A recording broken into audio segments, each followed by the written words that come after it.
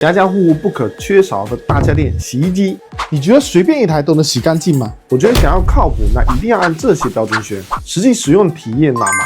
容量要选10公斤以上的，洗衣家能的衣服清新疏松，大扫除的时候床单被套也能放得下。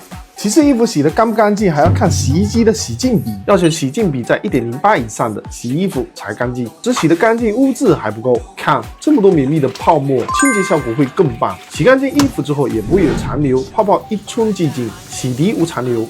其次是除菌功能。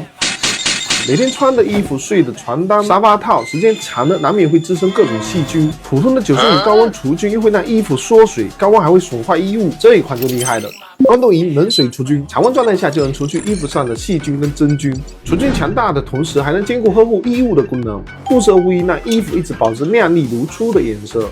其实我更习惯于除螨洗，60度的高温除螨后，螨虫尸体会随着水流排出去，不用担心残留在内桶里面。像床单这些，每次我都会交给这台宝藏洗衣机，洗完软软糯糯，盖着也超级舒服。